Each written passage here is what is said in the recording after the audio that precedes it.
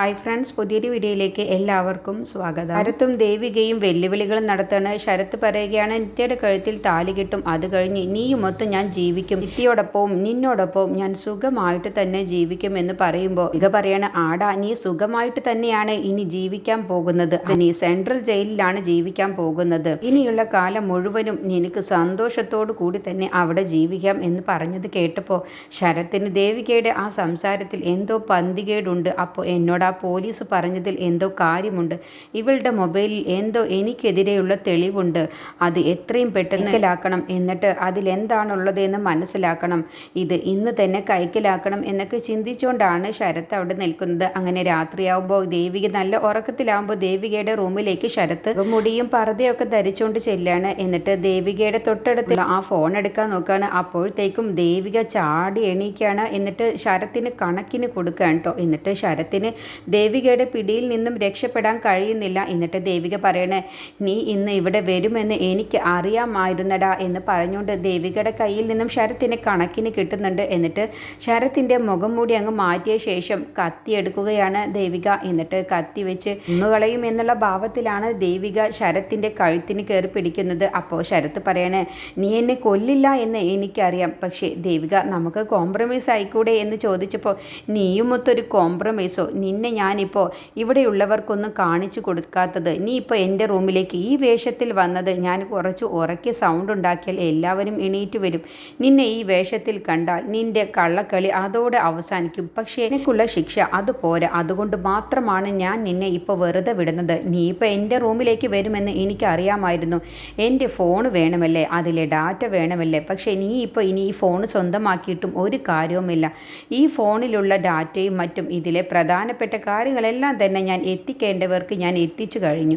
ഇനി നിൻ്റെ കയ്യിൽ വിലങ്ങ് വീഴാൻ മാത്രമാണ് താമസമുള്ളൂ എന്ന് പറയുമ്പോൾ ദേവിക നമുക്കൊന്ന് കോംപ്രമൈസ് ആയിക്കൂടെ എന്ന് ചോദിച്ചപ്പോൾ ദേവിക നീയുമൊത്തൊരു കോംപ്രമൈസോ, അതിലും ഭേദം ഞാൻ ചാവുന്നതാണ്, നിനക്കിനി രക്ഷപ്പെടാൻ കഴിയില്ലടാ ശരത്തെ, ഇപ്പോൾ തൽക്കാലം എൻ്റെ റൂമിൽ നിന്ന് പോവാൻ നോക്കി എന്ന് പറഞ്ഞ് ശരത്തിനെ വെറുതെ വിടാണ്.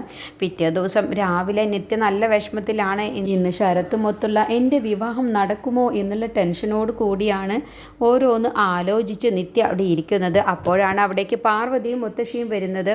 എന്നിട്ട് എന്താ മോളെ നീ ഇങ്ങനെ ഇരിക്കുന്നത്, നീ എന്താ ഡ്രസ്സൊന്നും മാറാത്തത്, എനിക്ക് ഡ്രസ്സ് മാറാനൊന്നും തോന്നുന്നില്ല, എനിക്ക് വിവാഹത്തിന് തന്നെ ഇപ്പോൾ സമ്മതമല്ല എന്നൊക്കെ പറയുമ്പോൾ എന്താ മോളെ നീ ഇങ്ങനെ പറയുന്നത്, അച്ഛൻ ഇങ്ങനെ കിടക്കുമ്പോൾ എങ്ങനെയാണ് ഞാൻ അണിഞ്ഞൊരുങ്ങുക. അപ്പോഴാണ് മുത്തശ്ശി അവിടേക്ക് വരുന്നത്. അമ്മേ ഇവൾ പറയുന്നത് കേട്ടില്ലേ, അപ്പോൾ മോളെ നിത്യ മനോഹരൻ്റെ അവസ്ഥ ഇങ്ങനെ ആയതുകൊണ്ടല്ലേ കല്യാണം അത്രയും ലഘുവാക്കിയത്, അയൽവകക്കാരെ പോലും നമ്മൾ വിളിച്ചിട്ടില്ല, അമ്പലത്തിൽ വെച്ച് ഒരു താലികെട്ട് ചടങ്ങ് അത് ഒഴിവാക്കാൻ കഴിയില്ലല്ലോ, അപ്പോൾ നീ വധുവിനെ പോലെ നല്ല അണിഞ്ഞൊരുങ്ങിയിട്ട് തന്നെ അമ്പലത്തിലേക്ക് വരണം, എനിക്കതിന് കഴിയില്ല എന്ന് പറഞ്ഞപ്പോഴത്തേക്കും അവിടേക്ക് ശരത്തും വരികയാണ്. അപ്പോൾ ദേവിക പറയണ, ഇല്ല അതിന് നിനക്ക് കഴിയും, നീ അണിഞ്ഞൊരുങ്ങിയിട്ട് തന്നെ അമ്പലത്തിലേക്ക് പോവും, നീ അണിഞ്ഞൊരുങ്ങി കാണണമെന്ന് ഇവിടെ അമ്മയ്ക്കും മുത്തശ്ശിക്കും ആഗ്രഹമുണ്ടെങ്കിൽ അതങ്ങ് സാധിച്ചു കൊടുത്തേക്ക് നിത്യേ, നീ അണിഞ്ഞൊരുങ്ങി എന്ന് കരുതി നീ അമ്പലത്തിലേക്ക് പോയി എന്ന് കരുതി നിന്റെ ജീവിതം തകരാനൊന്നും പോകുന്നില്ല, അണിഞ്ഞൊരുങ്ങി അമ്പലത്തിലെത്തി എന്ന് കരുതി നിനക്കൊന്നും സംഭവിക്കാൻ പോകുന്നില്ല എന്ന് പറഞ്ഞപ്പോൾ പാർവതി അങ്ങ് അതിശയിച്ചു പോവാണ്. എന്നിട്ട് പാർവതി പറയും, മതി നിന്റെ ഒരു ഉപദേശം,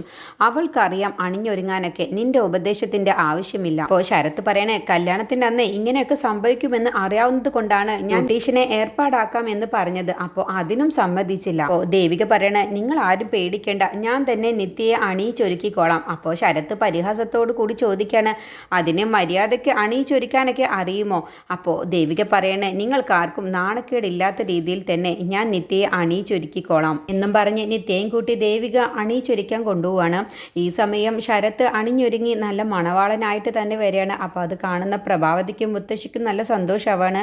എന്നിട്ട് ശരത്ത് പറയണേ, ഞാൻ റെഡി, എൻ്റെ എല്ലാം കഴിഞ്ഞു. അപ്പോൾ മുത്തശ്ശി പറയണേ, എങ്കിൽ വാ നമുക്ക് ദക്ഷിണ കൊടുത്ത് അനുഗ്രഹം വാങ്ങാം എന്ന് പറഞ്ഞ് 3 പേരും കൂടി അകത്തേക്ക് ചെല്ലുകയാണ്. അപ്പോൾ പാർവതി നിത്യ നിൻ്റെ കഴിഞ്ഞില്ലേ എന്ന് പറഞ്ഞ് വിളിക്കുകയാണ്. അപ്പോഴാണ് നിത്യ പുറത്തേക്ക് വരുന്നത്. അപ്പോൾ നിത്യയെ കണ്ടപ്പോൾ പാർവതി അങ്ങ് അതിശയിച്ചു പോവാണ്.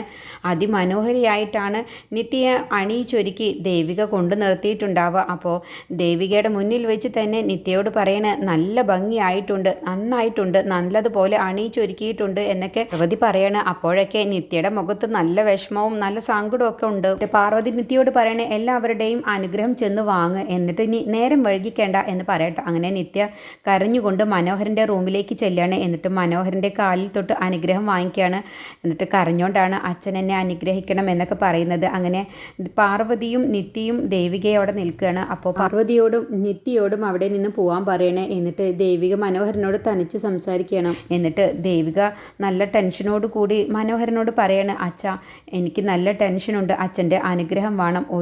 ഞങ്ങൾ മനസ്സിൽ ഉദ്ദേശിച്ചതുപോലെ എല്ലാ കാര്യങ്ങളും നടക്കാൻ വേണ്ടി അച്ഛൻ്റെ അനുഗ്രഹം വേണം, അച്ഛൻ്റെ പ്രാർത്ഥന വേണം. നിത്യ എങ്ങനെയാണോ ഇവിടെ നിന്നും ഇറങ്ങിപ്പോകുന്നത് അതുപോലെ തന്നെ നിത്യയ്ക്ക് ഒരു കുഴപ്പവും കൂടാതെ തിരിച്ച് ഇവിടേക്ക് തന്നെ വരണം, അതിനുവേണ്ടി അച്ഛൻ പ്രാർത്ഥിക്കണം എന്നൊക്കെ പറയുമ്പോൾ മനോഹരന് നല്ല ടെൻഷനാവുന്നുണ്ട്.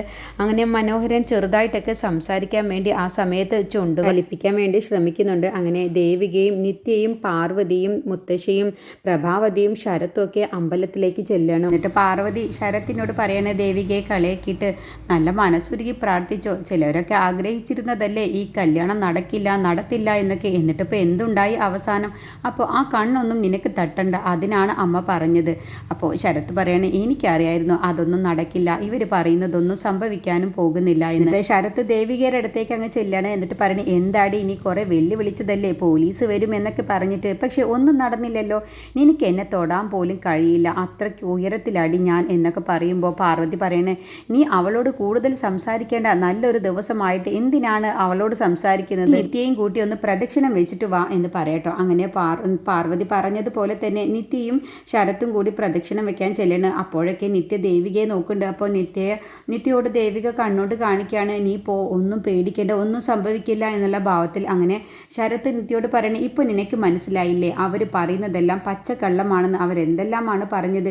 ഇല്ല ഏട്ടത്തി ഒരിക്കലും കള്ളം പറയില്ല, പിന്നെ കല്യാണം നടക്കില്ല എന്നൊക്കെ പറഞ്ഞിട്ട് അവർ പറഞ്ഞതിപ്പോൾ നടന്നോ, അപ്പോൾ അത് കള്ളമല്ലേ, അത് പിന്നെ എന്ന് പറയുമ്പോൾ, നീ കണ്ടോ കുറച്ച് കഴിഞ്ഞാൽ ഞാൻ നിൻ്റെ കഴുത്തിൽ താലി കെട്ടും, നീ എൻ്റെ കഴുത്തിൽ പൂമാല ഇടും, എന്നിട്ട് നമ്മൾ ഇതുപോലെ വീണ്ടും ഒരു തവണ കൂടി ഇവിടെ പ്രദക്ഷിണം വെക്കും. അപ്പോൾ നിത്യം ഒന്നും മിണ്ടാതെ ദേഷ്യം പിടിച്ചങ്ങ് നടക്കുകയാണ്. അങ്ങനെ രണ്ടുപേരും പ്രദക്ഷിണം വെച്ച ശേഷം പൂജാരി പറയണേ, എന്നാൽ പിന്നെ ചടങ്ങ് വൈകിക്കേണ്ട, നമുക്കിന്ന് ചടങ്ങിലേക്ക് കടന്നാലോ എന്ന് പറഞ്ഞ് താലി കൊടുക്കുകയാണ്. താലിമാല കൊടുത്ത ഉടനെ തന്നെ നിത്യയുടെ മനസ്സിലങ്ങ് പേടി വരികയാണ്. അപ്പോൾ നിത്യ ദേവികയെ നോക്കണം. അപ്പോൾ ദേവികയ്ക്ക് നല്ല പേടിയാവുന്നുണ്ട്. അപ്പോൾ ദേവിക മനസ്സുരുകി പ്രാർത്ഥിക്കുന്നുണ്ട് ആ സമയത്ത്. അങ്ങനെ ശരത്ത് മാല എടുത്ത് നിത്യയുടെ കഴുത്തിൽ കെട്ടാൻ ഒരുങ്ങുമ്പോഴത്തേക്കും അവിടേക്ക് പോലീസ് വണ്ടി വരികയാണ് കേട്ടോ. പോലീസ് ജീപ്പ് നിർത്തിയതോടുകൂടി ദേവികയ്ക്ക് വലിയ ഒരു ആശ്വാസമാവാണ്. അപ്പോൾ ദേവിക നെടുവീർപ്പ് വിടുകയാണ്, ആശ്വാസമായി എന്നുള്ള ഭാവത്തിലിട്ട്. അപ്പോൾ ദേവികയ്ക്കും സന്തോഷമാവാണ്. അപ്പോൾ പാർവതിയും പ്രഭാവതിയും മുത്തശ്ശിയും ഒക്കെ അന്തം വിടുകയാണ്, ഇതെന്താ പോലീസ് എന്ന് ചോദിച്ചുകൊണ്ടിട്ടാ. അപ്പോൾ ശരത്തിൻ്റെ അടുത്തേക്ക് പോലീസ് വന്നിട്ട് പറയണേ, ശരത്തെ നിന്നെ ഇപ്പോൾ ഈ കല്യാണത്തിൻ്റെ മുന്നേ കാണാൻ കഴിയുമെന്നുള്ളത് ഞങ്ങൾക്ക് ഒട്ടും പ്രതീക്ഷ ഉണ്ടായില്ല, ഞങ്ങൾക്ക് നിന്നോടൊന്ന് സംസാരിക്കണം. എന്താ സാറേ കാര്യമെന്ന് അറിഞ്ഞാലേ നീ വരൂ, ഇങ്ങോട്ട് വാടാ എന്ന് പറഞ്ഞ് ശരത്തിൻ്റെ കൈ പിടിച്ച് പോലീസ് വലിക്കുകയാണ്. കല്യാണമൊക്കെ നമുക്ക് പിന്നീട് നടത്താം ശരത്തെ, നമുക്കിപ്പോൾ ഒരു സവാരി പോയാലോ. അപ്പോഴത്തേക്കും പാർവതി പറയണം, നിങ്ങൾ എന്താണ് ഈ കാണിക്കുന്നത്, എന്തിനാണ് ഇപ്പോൾ ഇവനെ പിടിച്ചോണ്ട് പോകുന്നത്, ഇവൻ എന്ത് തെറ്റാണ് ചെയ്തത്? അപ്പോൾ പോലീസ് ചോദിക്കുകയാണ്, ആരാണ് നിങ്ങൾ? ഞാൻ പാർവതി. ആ മനോഹരൻ്റെ ഭാര്യയാണോ? അതെ. ആ മനോഹരനെ ഇങ്ങനെയുള്ള അവസ്ഥയിലാക്കിയതും മറ്റ് പല കേസുകളും ഇവൻ്റെ പിന്നിലുണ്ട്, അതെല്ലാം തെളിയിക്കാനാണ് ഞങ്ങളിപ്പോൾ ഇവനെ കൊണ്ടുപോകുന്നത്. ഇപ്പോൾ ശരത്ത് പറയണ, അതിന് തെളിവുകൾ വല്ലതുമുണ്ടോ?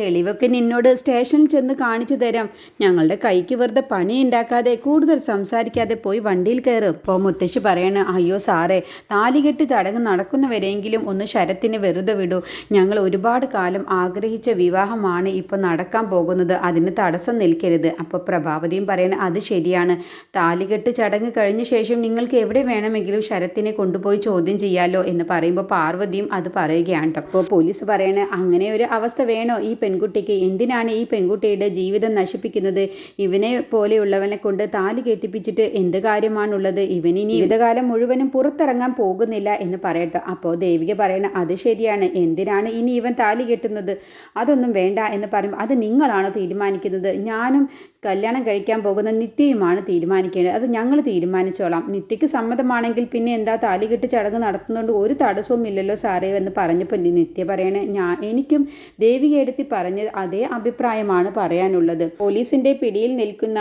ഇവനെ വിശ്വസിച്ച് ഞാൻ എങ്ങനെ താലി കെട്ടാൻ സമ്മതിക്കണം, എനിക്ക് സമ്മതമല്ല. പോലീസ് ശരത്തിനോട് പറയണേ, നിന്നെ എവിടെ കണ്ടാലും അറസ്റ്റ് ചെയ്യാനാണ് മേലിൽ നിന്നുള്ള ഉത്തരവ്, കൂടുതൽ സംസാരിക്കാതെ നീ ഞങ്ങളോടൊപ്പം വരാൻ നോക്ക്, അല്ലാതെ ഇനിയും കല്യാണം കല്യാണം എന്ന് പറഞ്ഞ് ഇവിടെ നിന്ന് തിരിയാൻ നിൽക്കണ്ട. പെൺകുട്ടിക്ക് പോലും സമ്മതമല്ല. അതുകൊണ്ട് കൂടുതൽ വാചകമടിക്കാതെ പോയി വണ്ടിയിൽ കയറടാ എന്ന് പറഞ്ഞ് ശരത്തിനെ ബലം പിടിച്ച് പോലീസുകാർ വണ്ടിയിൽ കയറ്റണം. അപ്പോൾ സാറേ, ഇത് കള്ളപ്പരാതിയാണ്, ഇവരെനിക്ക് കൊടുത്ത കള്ളപ്പരാതിയാണ്, ഞാൻ ഒരു തെറ്റും ചെയ്തിട്ടില്ല എന്ന് പറയണം. അപ്പോൾ ദേവിക പറയണ കള്ളപ്പരാതിയാണെങ്കിൽ നീ അത് തെളിയിക്കടാ ശരത്തെ, എന്നിട്ട് നിന്റെ കല്യാണം നടത്തി തരാം എന്ന് പറയണ. അപ്പോൾ വണ്ടിയിൽ കയറിയ ശേഷം ശരത്തിൻ്റെ കയ്യിലുള്ള താലിമാല തുറന്ന് ദേവികയെ ദേഷ്യം പിടിച്ച് നോക്കുന്നത്. ദേവികയോട് അത്രയ്ക്കധികം ദേഷ്യത്തോടു കൂടിയാണ്, പകയോട് കൂടിയാണ് ശരത്ത് നോക്കുന്നത്. ഞാൻ ഇവളെ കൊന്നുകളയും എന്നുള്ള ഭാവത്തിൽ.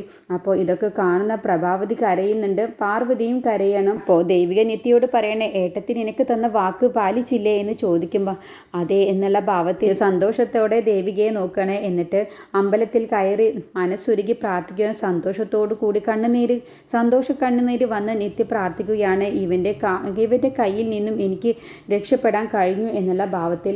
അപ്പോൾ പ്രഭാവതിയാണെങ്കിലും മാറി നിന്ന് വിഷമത്തോടു കൂടി കരഞ്ഞുകൊണ്ടിരിക്കുകയാണ്. ഈ സമയം നിത്യയുടെ അടുത്തേക്ക് പാർവതി പൊട്ടിത്തെറിച്ചുകൊണ്ട് ചെല്ലുകയാണ്. നിനക്കിപ്പോൾ തൃപ്തിയായില്ലേ? അവളെ ഏട്ടത്തി ഏട്ടത്തി എന്ന് പറഞ്ഞ് വിളിച്ചുകൊണ്ട് നടന്നിട്ട് ഇപ്പോൾ നിന്റെ കല്യാണം വരെ അവൾ മുടക്കിയില്ലേ? ഇപ്പോൾ നിനക്ക് സന്തോഷമായോ എന്ന് ചോദിക്കുമ്പോൾ അതിന് ഏട്ടത്തി എന്ത് തെറ്റ് ചെയ്തു? ഏട്ടത്തി തെറ്റ് ചെയ്തു, ഇപ്പോഴും നിനക്കത് മനസ്സിലായില്ലേ? കണ്ടില്ലേ അമ്മ അവൾ ഈ പറയുന്നത്?